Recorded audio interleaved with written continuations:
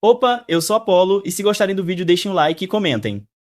O protagonista de nossa história foi o mago mais poderoso da humanidade, o primeiro a alcançar o nono círculo da magia. Junto com um grupo dos melhores guerreiros e um herói lendário, ele enfrentou o Rei Demônio e seu exército. Infelizmente, o herói não era tão lendário assim e morreu antes mesmo de chegarem à batalha final. Sem o herói, derrotar o Rei Demônio tornou-se impossível, mas o grupo decidiu tentar mesmo assim. Eles lutaram bravamente e com desespero, mas fracassaram. Nos últimos segundos de sua vida, o protagonista conseguiu desbloquear o 10º círculo da magia e usar um feitiço único e arriscado que o permitiu regredir no tempo. No final, ele teve sucesso e, embora o Rei Demônio o tenha matado, ele voltou 20 anos no passado, confuso. Ele percebe que está de volta ao seu quarto, cercado por confortos familiares. Ele pergunta ao mordomo o ano e a data, mas o mordomo, surpreso, pensa que ele pode ter batido a cabeça. O protagonista garante que está bem e insiste na pergunta. O mordomo responde que estão no 4º mês do 32 anos, o que significa que ele foi enviado 20 anos ao passado. A realização atinge. Ele deve ter usado magia de regressão, um feitiço raro com uma chance de sucesso de apenas 1%. A empolgação por essa segunda chance invade, mas logo dá lugar ao desânimo ao perceber o quão mais fraca sua magia está agora. Restam apenas 3 círculos mágicos incompletos, poucos para alguém da família Walpurgismaro, famosa por sua maestria em magia. Seu corpo está coberto de bandagens, o que o faz se perguntar se foi espancado após romper o noivado com Aelin Lindell. O mordomo confirma sua suspeita.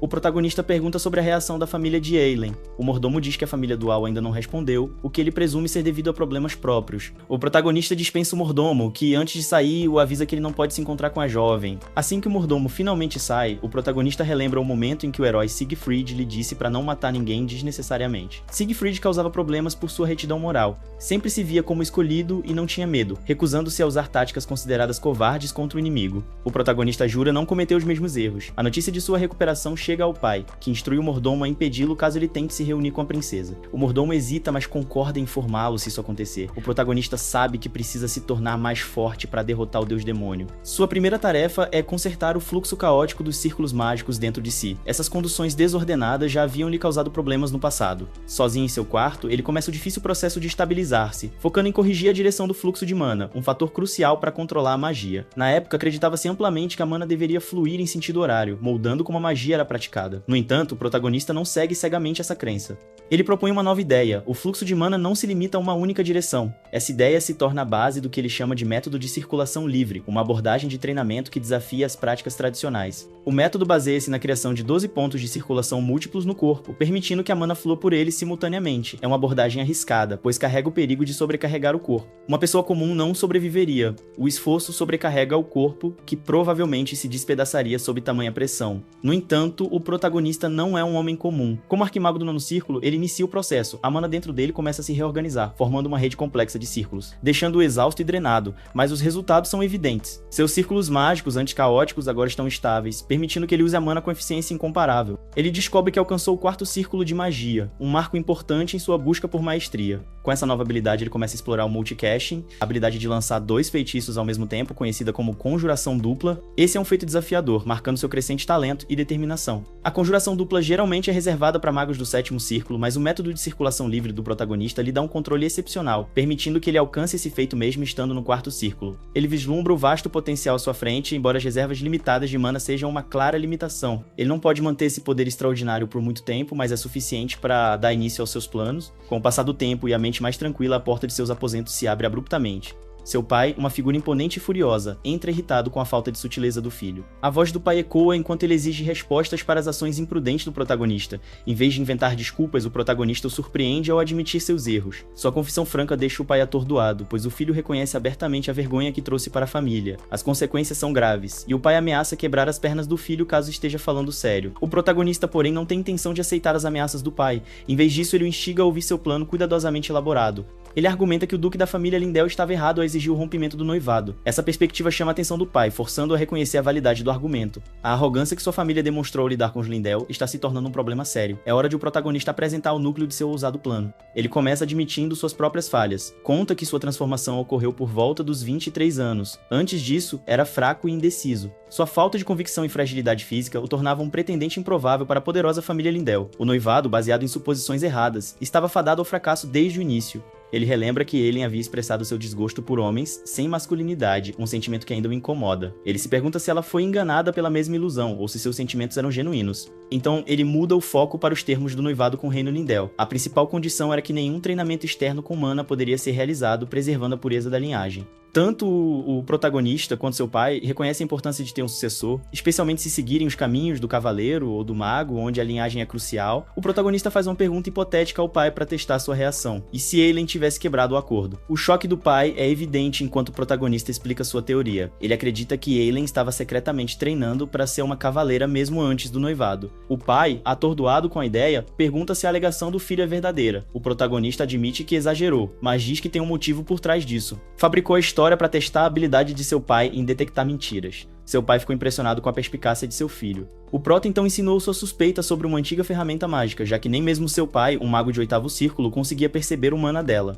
Enquanto isso, na mansão Lindell, Aelin continua seu intenso treinamento. Seu pai pergunta sobre as ações de Amy após o confronto delas, e ela tem certeza de que suas ações passaram despercebidas. Seu pai concorda, mas ambos duvidam que o prota será o parceiro dela, já que a influência do Marquês Walper Usuris paira como uma sombra sobre seus pensamentos.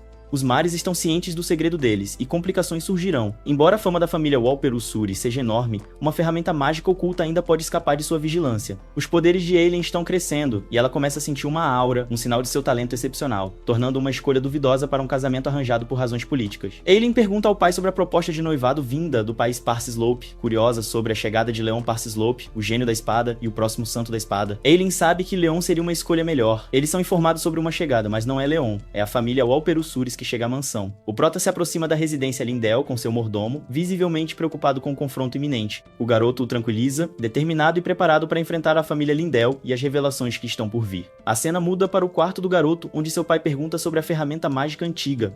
O prota confirma, confiante, sua existência e explica que seu comportamento anterior foi uma tática deliberada para coletar evidências. A conversa se volta para o conhecimento de Aelin sobre a ferramenta mágica, seu envolvimento em seu uso e suas reais intenções por trás do cancelamento do noivado. O prota sugere que, uma vez que o noivado seja dissolvido, eles podem encontrar razões para justificar suas ações. Seu pai dá um ultimato: se o garoto estiver mentindo, as consequências serão graves. O prota perderá seu título de herdeiro e manchará o prestígio do nome da família Walper Usuris. O prota, obviamente, aceita o ultimato. A história muda para o encontro iminente com a família Lindell. O mordomo continua ansioso, enquanto o prota permanece resoluto. Ele tem um plano e está preparado para o que vier a seguir. O pai de Aelin fica chocado ao ouvir sobre a chegada do prota Walper Usuris, mas decide agir rapidamente, instruindo um soldado a entregar uma mensagem.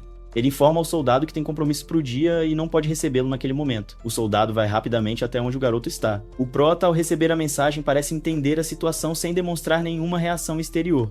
O soldado sente alívio, pensando que ele aceitou a mensagem sem objeção. O mordomo, experiente em diplomacia e protocolo, continua preocupado com as verdadeiras intenções por trás da visita de seu jovem mestre. O prota reflete sobre o plano que foi insinuado, mas não explicado, tentando compreender o propósito deste misterioso encontro. Ainda assim, ele mantém suas próprias intenções ocultas, demonstrando uma postura confiante e tranquila. Ele sinaliza para que o mordomo siga. Enquanto caminham pelo jardim da mansão, o jovem mestre escolhe um local sob uma árvore antiga e se senta. O soldado pergunta por que ele decidiu descansar no jardim. Simples, ele está esperando pelas pessoas que veio encontrar. O prota descarta a ideia de que a espera possa durar 2 dias, sugerindo em vez disso que se trata de paciência. O soldado entende a situação especialmente com a chegada iminente do Conde Parsislope. O soldado diz que o acompanhará de volta, colocando a mão sobre ele para sinalizar o movimento. O prota responde que mesmo que o noivado seja anulado, ele foi uma vez o noivo da dama que serviu e é o legítimo herdeiro da família Wallace. Com uma expressão séria e mana azul brilhando ao seu redor, ele diz ao soldado para tirar a mão. O soldado, intimidado, recua. O prota então pergunta se o soldado é alguém importante o suficiente para tocar um Wallace. O soldado imediatamente pede desculpas e não consegue acreditar o quanto o prota mudou em tão pouco tempo. Apenas dias atrás, o prota mal conseguia respirar na frente dele, mas agora está confiante e imponente. O prota diz ao soldado que se ele quiser forçá-lo a sair, ele lhe dará uma maneira mais rápida de fazer isso. O soldado retorna ao pai de Aelin e relata que ele ordenou que Aelin saísse imediatamente. O pai dela não acredita e tem uma sensação ruim sobre a situação. O soldado oferece-se para remover o prota à força, se for dado a ordem. O pai de Aelin recusa, dizendo que essa situação não pode ser resolvida com força. Aelin então decide sair sozinha, dizendo ao pai que pode simplesmente dispensá-lo, como fez da última vez. Ela instrui o soldado a levá-la até o portão onde ele está esperando. No entanto, o soldado percebe uma mudança no comportamento do prota. Mas quando Aelin pergunta se há algo errado, ele a tranquiliza, dizendo que não há problema e a acompanha até o portão. De volta à mansão, o mordomo pergunta ao prota sobre suas ações repentinas. Ele explica que o momento é crucial com a chegada do Conde Parsislope marcada para aquele dia. A família Parsislope está prestes a subir de patente, especialmente com Leon Parsislope sendo visto como o próximo santo da espada. O prota o conheceu antes de sua regressão e acredita ser importante encontrá-lo, o quanto antes. O prota tem negócios a resolver, e a situação é urgente. O mordomo, percebendo o comportamento do jovem mestre, especula que ele pode ter treinado sem o conhecimento de Mario. O prota, surpreso com a pergunta ao mordomo o que ele quer dizer. O mordomo menciona que notou que a força do jovem mestre é maior do que a do terceiro círculo, apesar de ele não ser um mago, mas apenas um assistente de Aros. O mordomo acredita que o prota possa ter usado métodos proibidos para aumentar seu rank. O prota então estende a mão, convidando o mordomo a inspecioná-la. Para surpresa deles, o mordomo descobre que o jovem mestre alcançou o quarto círculo. O prota alcançou o quarto círculo apenas 2 dias atrás, o que surpreende o mordomo. O mordomo verifica o corpo do jovem mestre em busca de sinais de métodos proibidos, mas não encontra nenhum. O prota assegura que seu progresso se deve ao seu talento inato. O mordomo, curioso sobre como isso aconteceu, pede ao prota para compartilhar a história. Com um sorriso, ele revela que seu pai o chutou como parte do processo. O mordomo luta para acreditar no método não convencional do prota, brincando que se ele aguentar mais 5 chutes, poderá alcançar o nono círculo. Apesar disso, o mordomo pergunta se a visita do jovem mestre se deve à raiva após sua ascensão ao quarto círculo. O prota questiona o que a queda da família Lindell significaria. O mordomo sugere que isso causaria grande confusão, mas o prota reforça seu compromisso em evitar que a família Ducal perca sua importância como pilar do Império. Ele reconhece que a queda da família Lindell piorou o caos do Império e que ele pretende agir. Enquanto conversam, Aelin se aproxima e pergunta se há mais a ser discutido, acreditando que tudo já foi abordado. O prota insiste em tomar o tempo necessário e pergunta se há um convidado importante chegando. Aelin, surpresa, não consegue responder, pois Leon Parrislope não está envolvido nas questões políticas de sua família e se foca principalmente em suas habilidades com a espada. O prota percebe que o forte senso de justiça de Leon não aceitará a dissolução unilateral do noivado, que se baseava em certos pressupostos. Aelin parece chocada quando o prota insinua que uma situação injusta pode ter levado ao fim do noivado. Ele a incentiva a fornecer uma declaração oficial da família Lindell. Nesse momento, o soldado entra, desaprovando o comportamento do prota Walperos e o empurra contra uma árvore, enfatizando que mesmo sendo o herdeiro de Walperos, tal grosseria não será tolerada. O prota critica o soldado por sua conduta inadequada, apontando que ele não sabe quando deve intervir. Aelin Lindell intervém, instruindo o soldado a liberar o prota e lembrando de que é dever do cavaleiro preservar a honra da família. O soldado obedece e o prota considera a situação sem importância. Ele sugere mudar para um local mais adequado para a conversa, pois o ambiente atual não é ideal. Aelin concorda e o convida para entrar, embora mencione seu compromisso anterior, que é dispensado, dizendo que podem resolver isso depois, já que a conversa não será longa. Quando o prota e seu fiel mordomo Eden entram na grandiosa mansão Lindell, um sentimento de nostalgia toma conta dele. Muran comenta que as visitas de prota à propriedade têm sido raras, algo difícil de ignorar. Irritado, prota ignora o comentário, esperando uma resposta mais agradável. Ele sugere que Muran poderia ao menos fingir compartilhar de seu sentimento. O mordomo responde brincando, comparando o jovem mestre a um homem idoso preso no passado. Embora o comentário tenha sido feito de maneira jocosa, só aumenta a irritação do prota. O clima descontraído da conversa desaparece quando Muran muda o assunto para o motivo da visita à mansão Lindell. Apesar de chegar com a presença esperada de um marquês, o prota veio sozinho, o que Muran acha incomum. Indiferente, o prota responde com uma risada, dizendo que não vê necessidade de um séquito quando seu mordomo de confiança está ao seu lado. A camaradagem deles brilha enquanto o prota brinca, dizendo que Muran é seu aliado mais confiável. O passeio pela mansão termina em uma sala de estar ricamente decorada. O prota, ansioso para tratar do assunto, reconhece o valor do tempo de Aelin Lindell, mas, apesar da urgência, expressa seu desejo de falar com ela em particular, instruindo o cavaleiro a esperar do lado de fora. Sentados um em frente ao outro, Aelin, serena e composta, ouve atentamente. Prota não perde tempo e a acusa de mentir para ele. Ela permanece calma e pede para ele se explicar. Com um tom resoluto, o prota levanta a questão da promessa solene entre suas famílias nobres, uma promessa que proíbe o treinamento de mana enquanto estiverem noivos. Ele a pressiona a se lembrar do acordo, com suas palavras firmes. A expressão de Aelin muda sutilmente, uma leve apreensão surge em seu rosto, mas ela nega qualquer violação da promessa, afirmando que sua família manteve o acordo. Para ela, a acusação do prota parece infundada, embora a tensão na sala persista. O prota permanece firme, declarando sua intenção de verificar pessoalmente as alegações de Aelin Lindell, embora não esteja com pressa.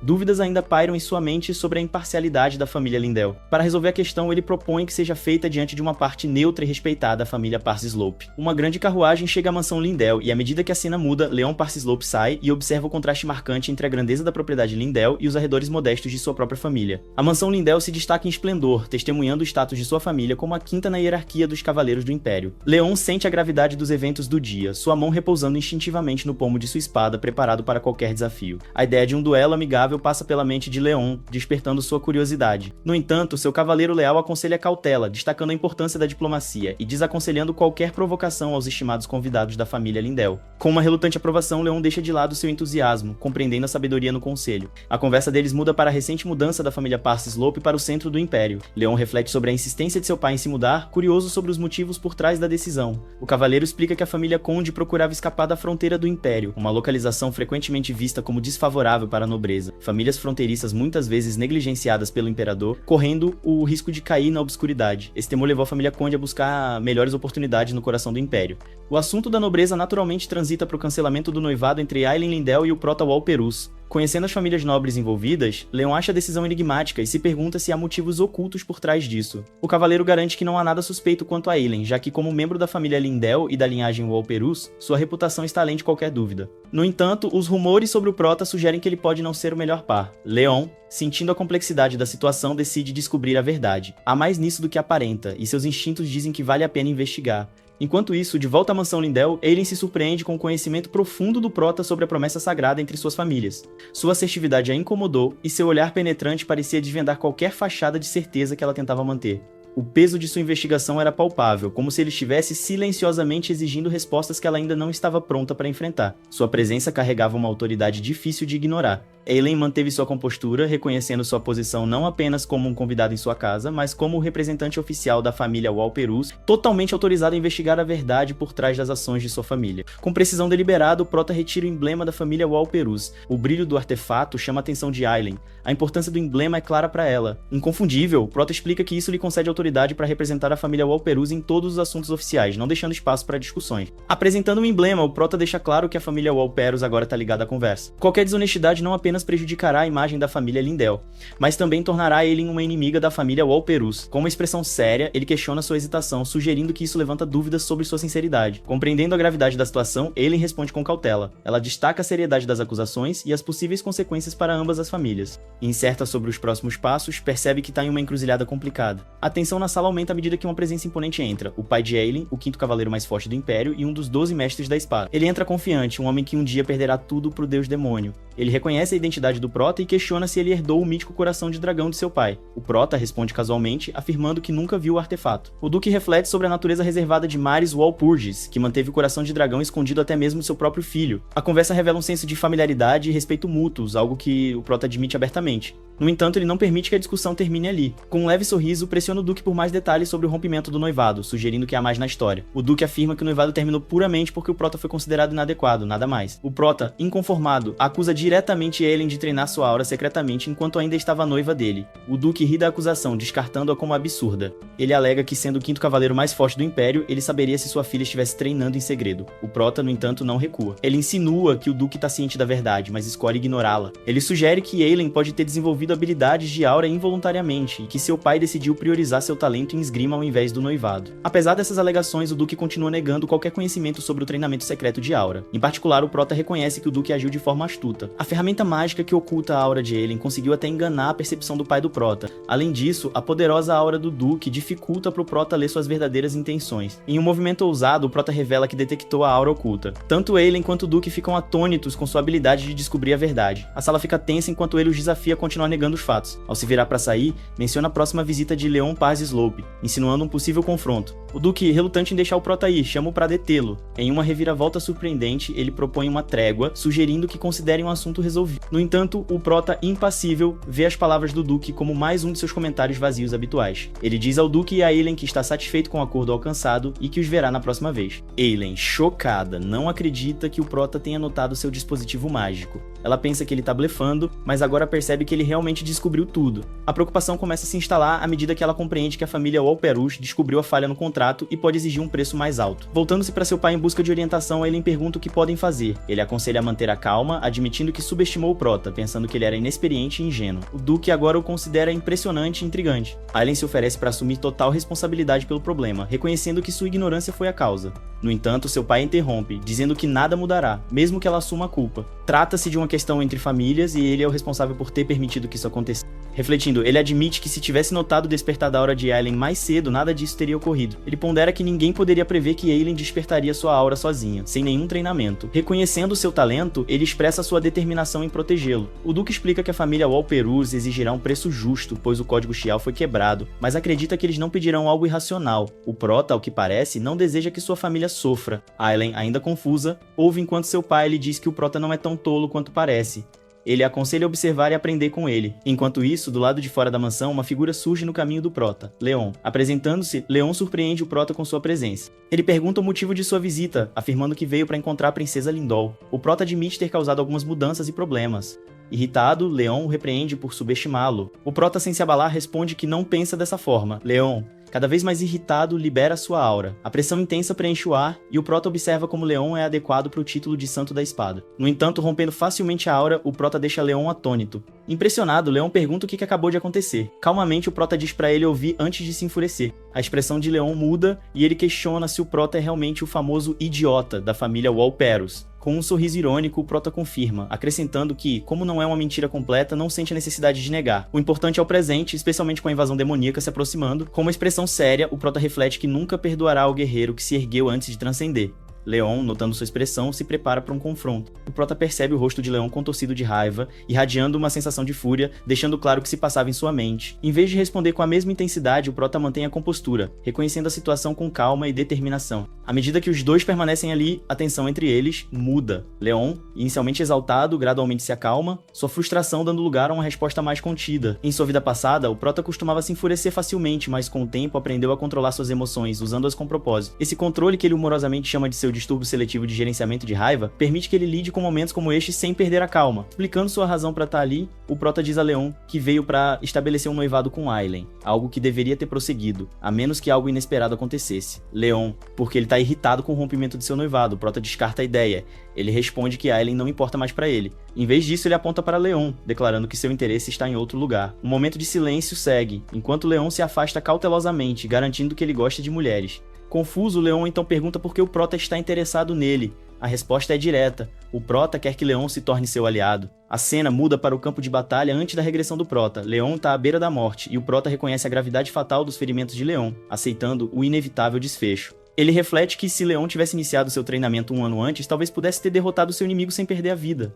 Apesar de sua condição, Leon ainda impressiona o prota ao derrotar Vion Algan, o comandante do terceiro exército do deus demônio. O prota se lembra de como foi necessário um exército inteiro para derrubar o comandante do segundo exército do deus demônio, mas Leon pagou o preço máximo por sua vitória. O prota observa Leon, perguntando-se se ele tem alguma última palavra. Leon, apesar de exausto, parece resignado com seu destino. Ele coloca uma mão na cabeça de Leon, dizendo para descansar. Momentos antes de dar seu último suspiro, silenciosamente, Leon questiona a verdade por trás da ideia de que ele nunca poderia se tornar um guerreiro. A cena volta ao presente, onde o prota e Leon estão sentados juntos em uma mesa. O prota menciona um boato circulando dentro do escritório divino de educação. Leon acena, reconhecendo a profecia sobre um guerreiro destinado a impedir o desastre iminente. Leon, desinteressado, descarta a menção da profecia, alegando que não é a primeira vez que previsões como essas são feitas. Ele questiona por que alguém se importaria com algo sem consequências claras. O prota responde explicando que a profecia é amplamente conhecida em todo o Império. Leon ri, mas o prota reflete sobre a ameaça iminente do deus demônio. Ele relembra a profecia de Cassandra, que surgiu antes dos primeiros sinais do caos aparecerem. Diferente das outras, essa profecia se espalhou pelo mundo, mas ninguém realmente acreditou nela. Nada mudará até que algo significativo aconteça, e as pessoas continuarão ignorando, exceto o prota. Ele afirma que não importa se Leon acredita na profecia, o que importa é que ele quer Leon ao seu lado. Leon descarta isso como bobagem, mostrando nenhum interesse em aceitar tais ideias. Quando se prepara para sair, o prota menciona o método de treinamento de aura de Mueller, o que faz Leon parar imediatamente. Surpresa surge no rosto de Leon, enquanto ele questiona a veracidade da afirmação. O prota explica que até os maiores santos da espada lutam para progredir, mas é em momentos como esses que avanços na esgrima podem acontecer. Ele menciona que ouviu isso diretamente de Leon e confia nessa informação. O prota lembra Leon que a lâmina sazonal Mueller, um dos pioneiros no treinamento de aura, estava entre os 5 maiores espadachins da história. Leon, cético, pergunta o que isso tem a ver com ele. O prota revela que se Leon aceitar sua proposta, ele ensinará o método completo de treinamento de aura deixado por Mueller. Leon fica chocado, pois Mueller havia deixado apenas um livro incompleto. Enquanto Leon treina usando o método parcial de Mueller, o prota revela que se lembra da metade que faltava no método de treinamento de aura. Ele explica que ele não está pedindo muito em troca. Ele não se importa com o noivado ou o status de Leon, ele quer apenas a profecia de Cassandra. O prota pergunta o que Leon vai decidir.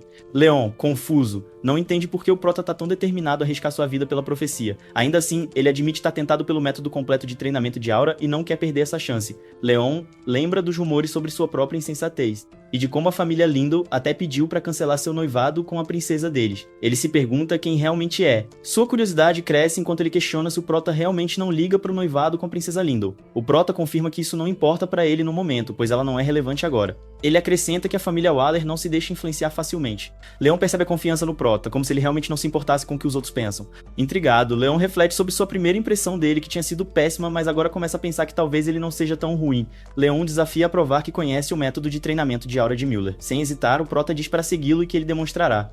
Eles vão para um campo de treinamento próximo. Leon pergunta se eles podem usar o local de treinamento de outra pessoa sem permissão. O prota garante que já conseguiu a autorização. Enquanto ele balança a espada, sente seu peso e usa magia de força para se aprimorar. Então ele diz a Leon que vai demonstrar o método de treinamento de aura de Müller. Ele explica que o método de Müller é 2 vezes mais eficiente do que outras técnicas de treinamento, que contribuiu para a fama de Müller por sua eficácia. Embora os princípios do método de Müller sejam semelhantes a outras técnicas, é a execução que o diferencia. O método de aura de Müller grava uma marca única no corpo do usuário. Diferente de outros métodos que têm um limite de 40, o método de Müller eleva esse limite para 70. O prota pede que Leon desperte sua aura para que ele possa observar. Leon faz isso, e o prota nota que, embora não seja muito distinta, é definitivamente a marca da aura de Müller. Curioso, o prota pergunta se Leon aprendeu parte da técnica de Müller. Leon confirma, mas admite que é incompleta e que isso é tudo que ele consegue por enquanto. O prota fica surpreso ao saber que Leon encontrou o manual de treinamento de Müller.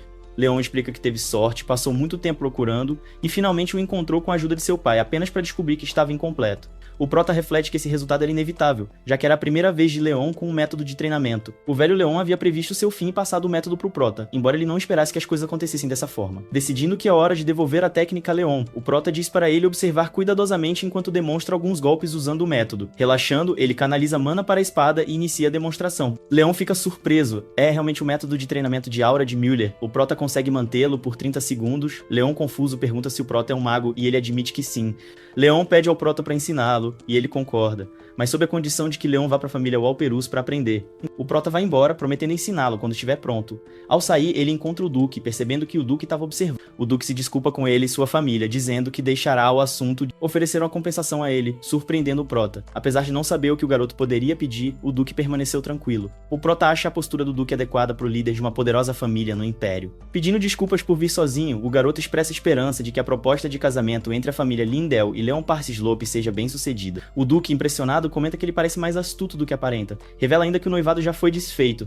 O Duque suspeita que o desfecho esteja alinhado com o que Ellen queria. Sorrindo, Ellen explica que apenas ofereceu a Leon uma alternativa. Ele acredita que, sendo meticuloso, Leon deve ter concluído que o noivado foi encerrado porque a família Walperus não era digna. Contudo, o Duque afirma que viu Leon hoje e acha que ele agora acredita que o prota é diferente dos rumores. Isso pode levar Leon a reconsiderar os motivos por trás do término do noivado. O Duque então pergunta ao prota se ele acha que a família Lindell poderá reconquistar a confiança dos Walperus. O garoto responde que isso será possível se demonstrar em sinceridade com ações claras. O Duque ri, achando a resposta intrigante. Em seguida, pergunta o que ele acha de encontrar um professor adequado para Ellen. Surpreso, o Duque questiona se o prota está sugerindo que o estilo de espada da família não é adequado para ela. Ele esclarece que não quis dizer isso, mas pondera se algo diferente poderia ser melhor. O Duque reflete por um momento e comenta que o prota realmente tem uma mente astuta. O garoto minimiza dizendo que é apenas um mal-entendido. A cena muda para a mansão Walperus. O pai do prota está satisfeito ao saber que seu filho expôs os planos da família Lindell. Brincando, o garoto diz que ele fala de forma impiedosa, pois seus olhos não mostram nenhum calor. O pai responde que não faz ideia do que o filho tá falando. O prota comenta que essa sagacidade deve ser algo hereditário dos Walperus. Chega a notícia de que o Duque Lindell enviou uma mensagem dizendo que visitará pessoalmente para se desculpar. Isso provavelmente significa que o Duque pedirá que mantenham o assunto em sigilo, já que poderia prejudicar seriamente a reputação de uma família construída sobre a cavalaria. A família Walperus ganhou muito com a situação, especialmente porque o pai do garoto nunca simpatizou com a família Lindell. Ele pergunta o que o Duque disse ao prota. O garoto responde que o Duque não disse muito, exceto perguntar se a família Lindell poderia recuperar a confiança dos Walperus. Ele garantiu que isso seria possível com verdadeira sinceridade. O pai do garoto o aconselha a permanecer cauteloso, alertando que não é sábio demonstrar emoções abertamente. O prota então diz que tem um pedido, dado o desfecho favorável da situação. Seu pai o incentiva a falar. O garoto pede para ser autorizado a lidar com o restante da situação, argumentando que, como foi ele quem descobriu e resolveu o problema, é justo que finalize o assunto. Após refletir, o pai observa que seu filho se tornou mais confiante e habilidoso. No entanto, alerta que esta é uma questão delicada envolvendo duas famílias poderosas, com muito em jogo. O garoto reconhece o risco, mas afirma que sem suas ações ninguém teria descoberto os planos da família Lindell. Embora possa parecer um pouco egoísta, ele sente que deve levar isso até o fim. Concordando, o pai o lembra para ser cuidadoso. O Duque de Lindell é um homem astuto, conhecido tanto por sua reputação como símbolo de cavalheirismo, quanto por sua habilidade em manipular situações. Enfrentar o Duque diretamente será essencial para concluir essa tarefa. O prota responde com confiança que entende e está preparado para lidar com isso. Seu pai concorda, dizendo que seria algo que o garoto precisaria enfrentar em algum momento. O Prota garante que não irá decepcioná-lo, balançando a cabeça com determinação. Quando o garoto sai, seu pai o chama para elogiar seus esforços, sorrindo ao refletir sobre o quanto ele mudou. Ele pensa em como o menino imaturo cresceu tão rápido e se pergunta se o destino acelerou as coisas. Levantando-se, decide se preparar para as negociações com o Duque. Mesmo tendo confiado o assunto ao Prota, sabe que não pode ficar de braços cruzados e precisa apoiar a posição da família. Enquanto isso, os desafios futuros são evidentes. A reputação da família, conhecida como a mais forte em magia, pode ser destruída por conflitos internos. As disputas de poder entre os anciãos já causaram danos significativos. Durante essas crises, ele foi usado como uma peça, o que contribuiu para o declínio da família. O mordomo é questionado sobre a possível participação do Visconde Nostro nos dias que antecederam o cancelamento do noivado. O mordomo confirma, explicando que o Visconde Nostro é um mago do sétimo círculo, uma peça-chave da família e alguém que apoiou desde jovem. Embora competente, o maior defeito de Nostro é sua ambição. Ele não quer permanecer como vassalo, almeja se tornar o centro da família. A ideia de que Nostro possa ter manipulado eventos é descartada, mas fica claro que ele não pode ser ignorado. O mordomo concorda, compartilhando que sente o mesmo. Uma pergunta adicional é feita sobre o motivo de ele ter essa crença. O mordomo revela que foi ele quem ensinou o terceiro círculo mágico, que explica a ligação de confiança formada. Ao refletir sobre o passado, percebe que o terceiro círculo, antes símbolo de alegria, era instável, provavelmente devido à influência de Nostro. O mordomo fica irritado, suspeitando que Nostro tenha deliberadamente ensinado um método incompleto ou defeituoso. A vergonha surge por ter confiado no Visconde Nostro no passado. No entanto, eliminar ameaças em potencial é a única decisão lógica para o futuro da família. A ambição desenfreada de Nostro, apesar de ter sido um amigo próximo que ajudou a família em momentos difíceis, contribuiu para sua queda. A decisão é tomada para garantir que a história não se repita. Uma instrução firme é dada para que o mordomo traga o Visconde Nostro à sala. Há dúvidas de que Nostro vá comparecer apenas por ser chamado. Entretanto, acredita-se que Nostro, provavelmente esperando ser convocado, virá voluntariamente. Alguns momentos depois, o Visconde Nostro chega, sorrindo confiante. Ele supõe que o Prota irá pedir orientação sobre círculos mágicos. No entanto, o Prota o surpreende com uma proposta que deixa Nostro confuso. O garoto desafia o Visconde para um duelo, mas com uma condição: sem círculos mágicos. As memórias do passado invadem a mente do Prota. Ele relembra o período anterior à ruína da família, quando o poder desenfreado de Nostro desempenhou um papel significativo na destruição. Uma vez, o maior mago da família ficou acamado por muito tempo, e muitos magos de alto nível abandonaram a família, deixando-a indefesa. A chegada dos discípulos do Deus Demônio foi o golpe final. A última esperança era o Visconde Nostro, o único mago restante. Todos, incluindo o Prota, assistiram com a respiração presa, esperando que Nostro usasse sua magia para derrotar os discípulos. Em vez disso, Nostro se rendeu, selando o destino da família. Naquele momento, o Prota jurou que se um dia tivesse a chance, faria Nostro pagar por sua traição. De volta ao presente, Nostro fica chocado com o desafio do Prota. Maril, no entanto, expressa dúvidas sobre o valor de Nostro como professor. Apesar da ajuda de Nostro na formação do terceiro círculo mágico do Prota, ele afirma friamente que isso não foi suficiente. Essa resposta enfurece o Visconde, que lembra irritado que deu tudo para ensiná-lo, mas o Prota permanece impassível. Mantendo a calma, o Prota explica que não disse que não confia em Nostro, mas que simplesmente não tem certeza. Ele pressiona Nostro a provar seu valor, afirmando que, para alguém de suas habilidades, derrotar um mago de apenas 3 círculos deveria ser fácil. Nostro pergunta como deve provar a si mesmo, e o Prota propõe uma aposta. Eles lutarão usando magia, mas sem depender de círculos mágicos. Se o Prota perder, ele se tornará discípulo de Nostro e jurará lealdade em nome da família Walperus. Se vencer, Nostro se tornará seu aluno. Intrigado, o Visconde aceita o desafio. Mais tarde, em seu quarto, Nostro reflete sobre a situação. Ele considera o Prota ingênuo por propor tal luta. Lutar sem círculos pode ser uma desvantagem menor, mas a diferença nos níveis de magia entre eles é imensa. Nostro acredita que a vitória é inevitável. Ele descarta o Prota como uma criança ingênua, apesar de ser da renomada linhagem Walperus. Na mente de Nostro, esta é sua chance de ascender ao poder. Derrotá-lo o aproximará de seu objetivo final, garantir uma posição onde nem mesmo o chefe da família possa desafiá-lo, tornando-se o mestre tanto do Prota quanto da família Walperus. A cena muda para o quarto do Prota, onde o mordomo acabou de saber sobre a luta com o Visconde e está aterrorizado com a ideia. O Prota diz ao mordomo para não se preocupar. O mordomo pergunta se seu jovem mestre realmente concordou em deixar o Visconde ensiná-lo caso perdesse, apontando que isso daria ao Visconde um poder significativo. O jovem mestre garante que está ciente disso. O mordomo, sem palavras, adverte o Prota de que o Visconde é um homem perigoso e não alguém que ele deveria seguir como mestre. O Prota reflete sobre a natureza astuta do Visconde e pergunta ao mordomo por que o Visconde ainda faz parte da família, apesar de suas ações. O mordomo explica que isso ocorre porque o Visconde é próximo do pai do jovem mestre desde a juventude. O Prota concorda, dizendo que o Visconde foi camarada e amigo de seu pai, e que este nunca o expulsaria por causa do respeito e carinho que ainda sente por ele. No entanto, o Prota declara que lidará pessoalmente com o Visconde através desta luta. Ele garantirá que o Visconde não possa mais agir contra a família. No mundo dos magos, uma aposta é uma promessa selada pela magia, e quebrá-la faz com que a pessoa perca o apoio da magia em si. Isso significa que se o Prota vencer, terá vantagem no combate. O mordomo acha que é um bom plano, mas apenas se o prota conseguir derrotar o Visconde. Ele pergunta se o jovem mestre assegura com confiança que irá vencer, afirmando que o Visconde Nostro jamais poderia derrotá-lo. No quarto mal iluminado da propriedade Lindell, o prota declara com firmeza ao mordomo que o Visconde não será capaz de vencê-lo. Surpreso, o mordomo ergue uma sobrancelha e pergunta como seu jovem mestre tem tanta certeza. A resposta do prota é rápida e confiante, deixando claro que ele está seguro de sua vitória. O prota revela a condição para o duelo. O Visconde Nostro poderá usar apenas magia de círculos até o nível que o próprio prota pode dominar. O mordomo, com expressão séria, franze a testa ao considerar as implicações. Ele questiona a decisão de seu jovem mestre de desafiar um mago do sétimo círculo como o Visconde Nostro, enquanto ele próprio tem acesso apenas ao quarto círculo de magia. Ainda duvidoso, o mordomo pergunta novamente se o prota está realmente certo sobre o desafio. Frustrado, o mordomo retira de seu bolso um documento dobrado, uma carta de demissão, mostrando sua insatisfação com a decisão ousada de seu jovem mestre. O prota faz um movimento arrojado, com um gesto rápido, usa magia de fogo para reduzir a carta de demissão a cinzas, enviando uma mensagem clara de que o mordomo deveria confiar em sua decisão. Mesmo assim, o mordomo permanece hesitante e pergunta como um mago do quarto círculo como o prota poderia derrotar um mago do sétimo círculo como o Visconde Nostro. Imperturbável, o prota desafia a certeza do mordomo, perguntando se ele tem absoluta certeza de que o Visconde Nostro realmente possui o poder do sétimo círculo. O mordomo admite que não tem essa certeza. O prota então garante que jamais teria feito o desafio sem acreditar que havia um caminho para a vitória. Ele explica sua suspeita sobre a real maestria do Visconde Nostro no sétimo círculo. O mordomo, mais uma vez frustrado, tenta pegar outra carta de demissão, mas o prota intervém firmemente, dizendo ao mordomo para reconsiderar e recusando sua demissão. Determinado a mantê-lo ao seu lado, o jovem mestre explica calmamente os detalhes de sua estratégia. Ele destaca que avançar para círculos mágicos superiores requer dominar as bases dos círculos inferiores. O prota aponta que o Visconde Nostro pulou essa etapa crítica. Esse atalho deixou o Visconde com domínio estável da magia do sétimo círculo. O prota explica que, embora o Visconde possa imitar as habilidades de um mago do sétimo círculo, isso não é um verdadeiro domínio, mas sim uma fachada, sem a profundidade necessária para um combate real. Em um duelo mágico verdadeiro, feitiços criados com maior compreensão e habilidade superam os superficiais. O jovem mestre conclui enfatizando que um oponente com maior conhecimento e controle sempre sairá vitorioso. A cena muda para o gabinete de seu pai, um lugar de autoridade na propriedade Lindell. O prota se aproxima de seu pai, o chefe da família, para informá-lo sobre o desafio contra o Visconde Nostro.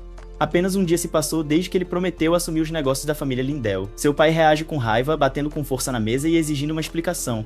Confuso e irritado, ele questiona a mudança de prioridades de seu filho e até considera se precisará tomar medidas drásticas para fazer. Por um breve momento, o prota se pergunta se seu pai pode ter acreditado erroneamente que ele pretendia treinar com o Visconde Nostro como parte do desafio intenso que havia aceitado. O prota tranquiliza seu pai, afirmando firmemente que não tem nenhuma intenção de perder o duelo. Ele questiona por que alguém entraria em um desafio já esperando ser derrotado e declara com confiança que o Visconde Nostro acabará se tornando seu aprendiz. Seu pai, ainda furioso, pergunta onde o duelo acontecerá, com a intenção de intervir e impedir o que considera uma decisão imprudente. O prota garante calmamente que nenhuma intervenção é necessária. Em busca de entendimento, seu pai questiona como alguém com as habilidades de um mago do quarto círculo, como o prota, poderia derrotar um poderoso mago do sétimo círculo, como o Visconde Nostro. A resposta do prota é simples, mas confiante. Ele jamais teria aceitado o desafio se não tivesse total confiança em sua capacidade de vencer. A conversa então muda para as consequências de uma derrota, e o prota revela um desfecho surpreendente caso perdesse. Ele admite que se fosse derrotado, estava disposto a se tornar aprendiz do Visconde Nostro. Essa revelação apenas serve para enfurecer ainda mais seu pai, aumentando a tensão em torno do duelo. Com uma determinação inabalável, o prota faz uma promessa surpreendente, oferecendo um sacrifício que chocaria qualquer um.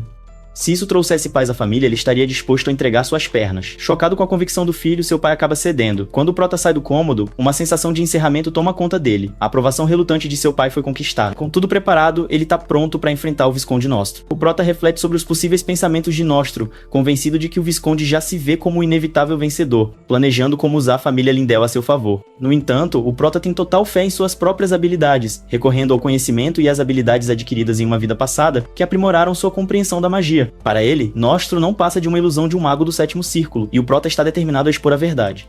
A cena muda para a sala de prática mágica da família Walperos, um espaço projetado para suportar feitiços de até o sexto círculo. Esse local, marcado pelo emblema da família Walperos, é equipado com ferramentas e barreiras para lidar com os efeitos de magias poderosas. O prota entra na sala, sentindo uma onda de nostalgia. É um lugar onde as possibilidades parecem infinitas. Para demonstrar sua habilidade, ele usa um feitiço chamado Míssil Mágico, um simples feitiço de primeiro círculo. Sua simplicidade o torna básico, mas com experiência e destreza, até mesmo um feitiço básico pode ser aprimorado. Durante sua demonstração, o prota modifica o feitiço, tornando o míssil mágico controlável, em vez de apenas um projétil direcionado básico. A melhoria feita pelo prota eleva a complexidade do feitiço ao nível de um feitiço de quinto círculo, exibindo suas habilidades mágicas avançadas.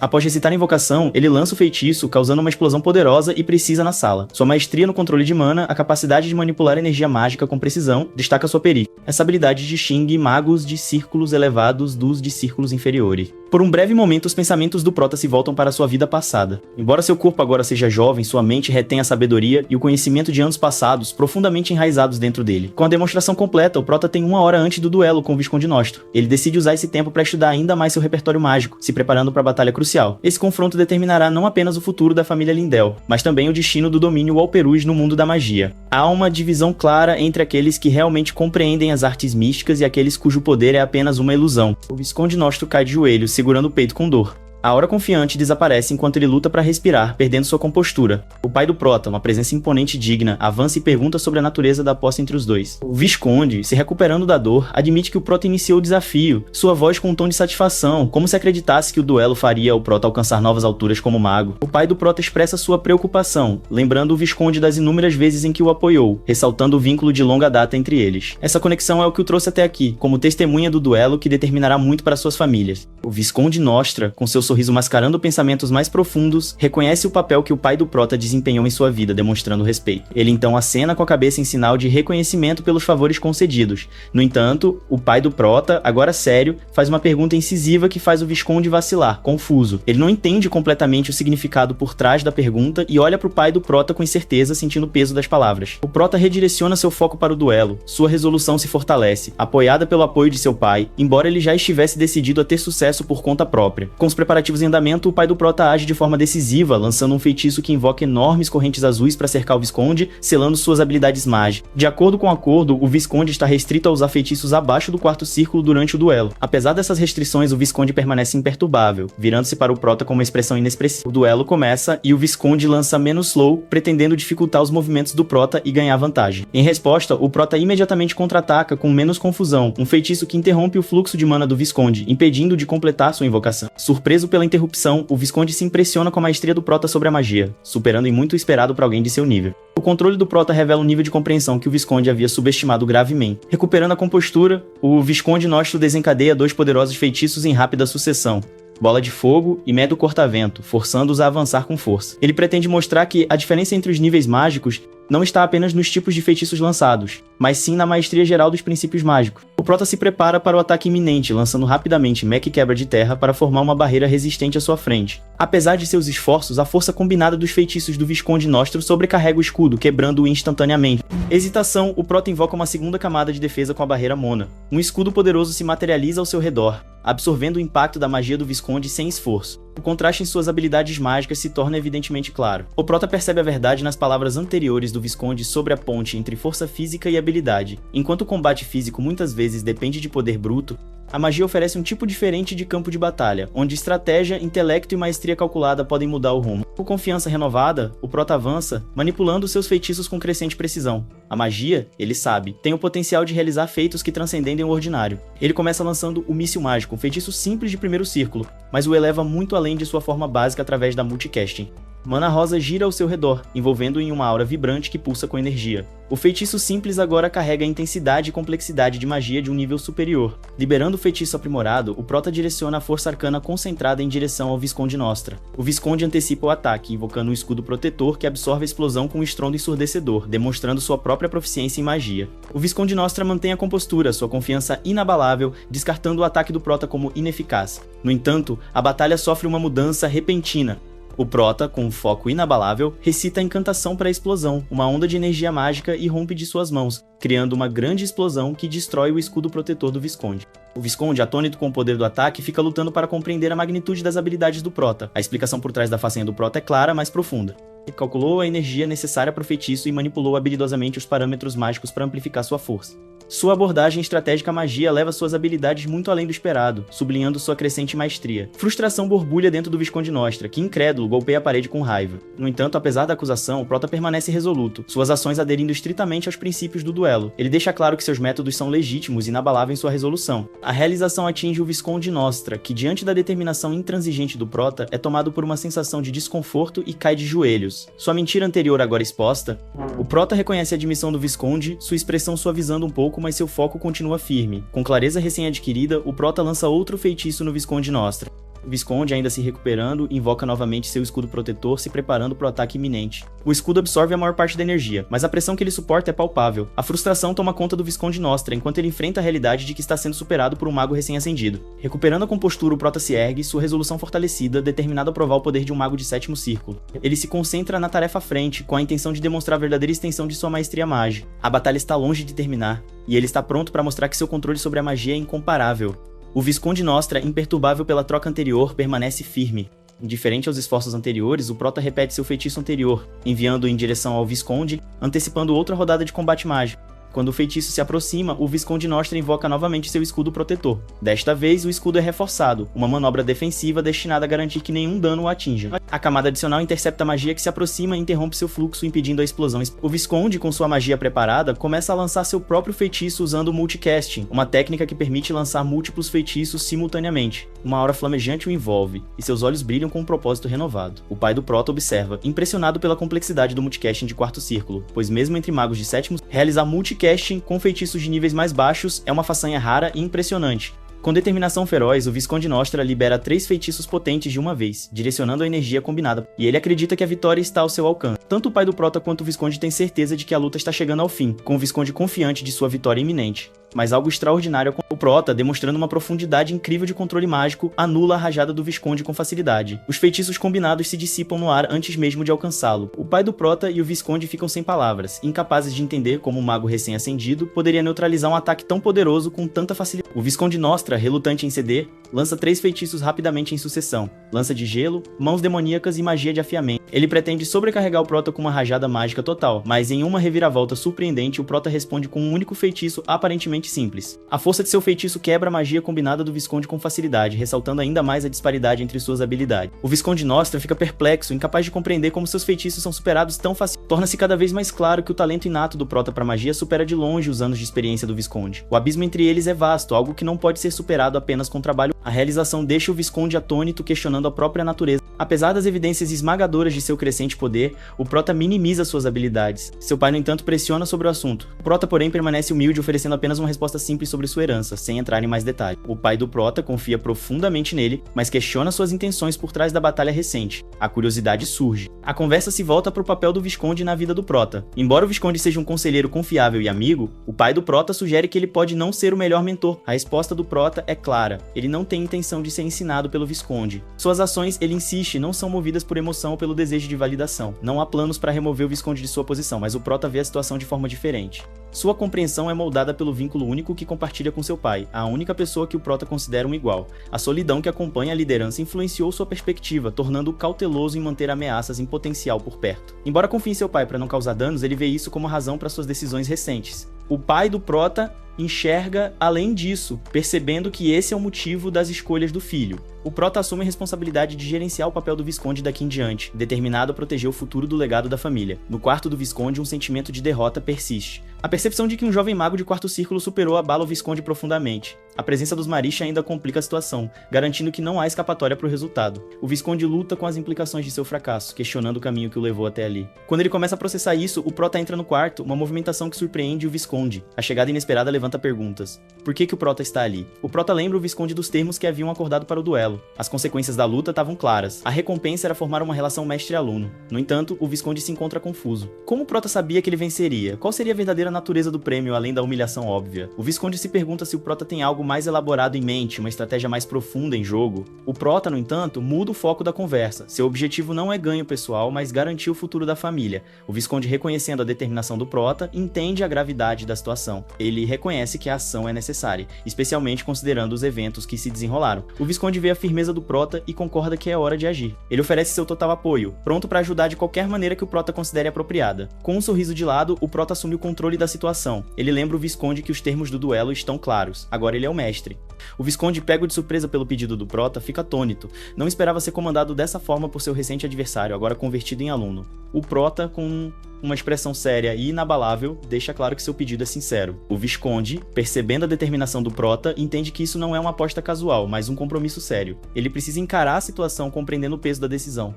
O Visconde avalia suas opções, reconhecendo que precisa lidar com as consequências potenciais dessa aposta, custe o que custar. Ele expressa suas preocupações ao Prota, lembrando de seu próprio status como mago de sétimo círculo, que apoiou os Marquês e ocupou uma posição significativa. Ele sente que se tornar aluno do Prota não é adequado para alguém de sua estatura. O Prota o encoraja a deixar esses pensamentos de lado e não trivializar a importância de uma promessa mágica. O Prota enfatiza que uma promessa de mago é um compromisso vinculante, com grandes implicações. Quebrar uma promessa como essa poderia levar à perda das circunferências mágicas e habilidades.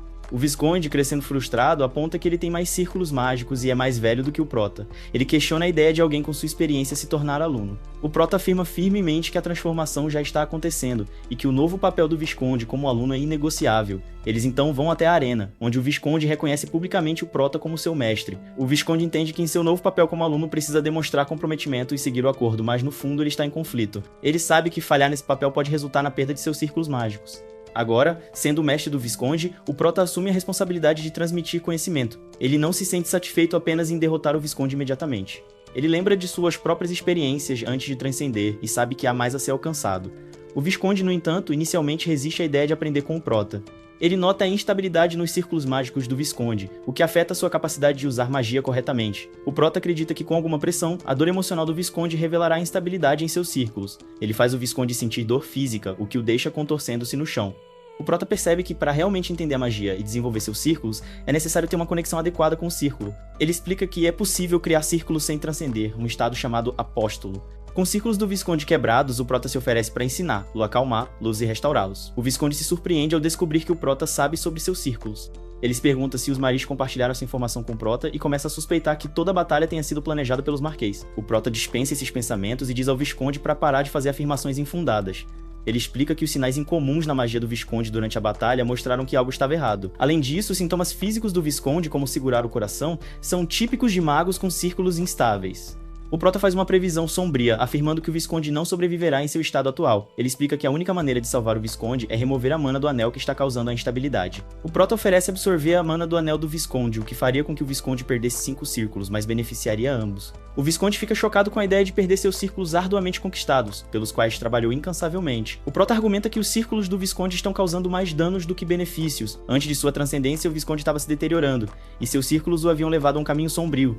O Prota enfatiza que os círculos do Visconde não servem para nada prático e são apenas para exibição. O Visconde havia empilhado seus círculos para impressionar os Marquês, um esforço fútil que não tem valor real. Até o Marquês Lindell está ciente da situação do Visconde, mas optou por ignorá-la. Percebendo a inutilidade de suas ações anteriores, o Visconde aceita a oferta do Prota. Ele concorda em deixar o Prota absorver sua mana e remover a mana do anel problemático. Após absorver a mana do Visconde, o Prota atinge o 5º círculo em suas habilidades mágicas. Para o Prota, alcançar o 5º círculo parece fácil, mas o Visconde sente.